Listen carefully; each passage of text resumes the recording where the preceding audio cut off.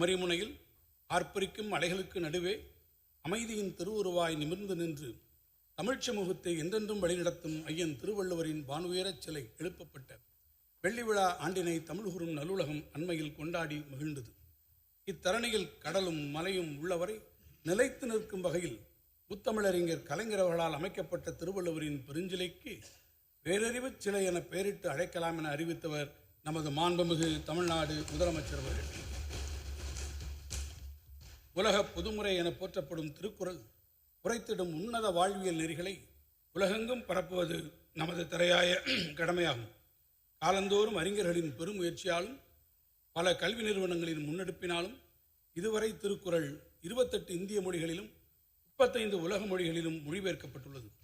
அண்மையில் நடந்து முடிந்த சென்னை பன்னாட்டு புத்தக கண்காட்சியில் ஆசிய, ஆப்பிரிக்க மற்றும் ஐரோப்பிய நாடுகளில் பேசப்படும் 28 வெவ்வேறு மொழிகளில் திருக்குறளை மொழிபெயர்த்திட பன்னாட்டு பதிப்பாளர்கள் முன்வந்துள்ளனர். இதைத் தொடர்ந்து 45 பல்வேறு உலக மொழிகளில் கூடுதலாக மொழிபெயர்க்கப்படும் போது ஐக்கிய நாடுகள் அவையினால் அங்கீகரிக்கப்பட்ட 193 உலக நாடுகளின் அனைத்து அலுவல் மொழிகளிலும் மொழிபெயர்க்கப்பட்ட பெருமையினை திருக்குறள் பெற்றிடும். வான்புகழ் வள்ளுவத்தை உலகெங்கும் கொண்டு சேர்க்கும் உயரிய நோக்கம் கொண்ட இந்த மொழிபெயர்ப்பு திட்டத்தை பிற கல்வி நிறுவனங்களுடன் இணைந்து தமிழ்நாடு பாடநூல் மற்றும் கல்வியியல் பணிகள் கழகம் எதிர்வரும் 3 ஆண்டுகளில் நிறைவேற்றிட 133 லட்சம் ரூபாய் நிதி ஒதுக்கீடு செய்யப்பட்டுள்ளது.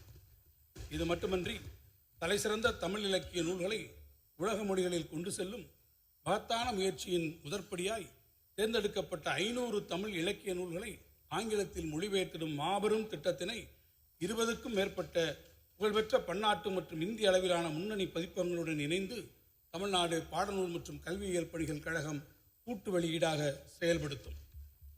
அடுத்த 5 ஆண்டுகளில் ஆண்டிற்கு 100 நூல்கள் வீதம் 500 ஆங்கில மொழிபெயர்ப்பு நூல்களை பதிப்பிக்கும் முயற்சிக்கு முதற்கட்டமாக 10 கோடி ரூபாய் நிதி ஒதுக்கீடு செய்யப்பட்டுள்ளது.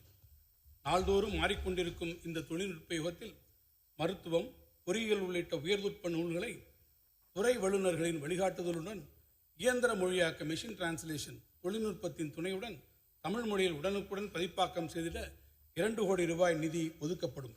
மேலும் பழந்தமிழ் ஓலைச்சுவடிகள், அரிய ஆவணங்கள் மற்றும் முக்கிய ஆளுமைகளின் கையெழுத்து பிரதிகளை மின் பதிப்பாக்கம் செய்திட வரும் நிதியாண்டில் 2 கோடி ரூபாய் நிதி ஒதுக்கீடு செய்யப்பட்டுள்ளது.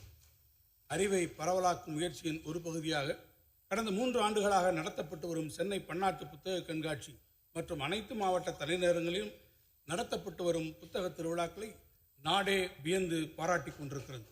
இதன் அடுத்த கட்ட நகர்வாக தமிழர்கள் அதிகம் வசிக்கும் புதுதில்லி, மும்பை, பெங்களூரு, கொல்கத்தா, திருவனந்தபுரம் போன்ற பிற இந்திய பெருநகரங்கள் மட்டுமின்றி வெளிநாடுகளிலும் குறிப்பாக சிங்கப்பூர், கோலாலம்பூர் மற்றும் துபாய் ஆகிய நகரங்களிலும் தமிழ் புத்தக கண்காட்சிகள் இந்த ஆண்டு முதல் நடத்தப்படும்.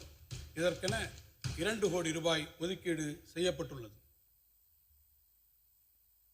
வெளிநாடுகளில் வாழும் தமிழர்களின் இளைய தலைமுறையினருக்கும் தமிழ் மரபை முறையாக அறிமுகம் செய்திடும் வகையில் அயலக தமிழர் நல வாரியம் மூலம் அவர்களுக்கு தமிழ் மொழி மற்றும் நாட்டுப்புற கலைகளை பயிற்றுவிக்கும் 100 தமிழ் ஆசிரியர்கள் மற்றும் கலைஞர்களை கொண்டு நேரடி வகுப்புகள் நடத்திட 10 கோடி ரூபாய் நிதி ஒதுக்கீடு செய்யப்பட்டுள்ளது.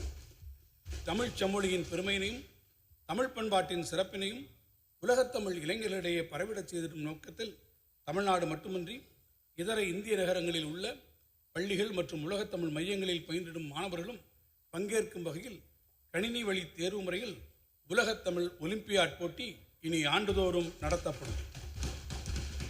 உலக அளவிலான வெற்றியாளர்கள் மட்டுமின்றி தேசிய மற்றும் மாநில அளவில் சிறப்பிடம் பெற்றிடும் மாணவர்களுக்குமான மொத்த பரிசு தொகையாக 1 கோடி ரூபாய் வழங்கி சிறப்பிக்கப்படும்.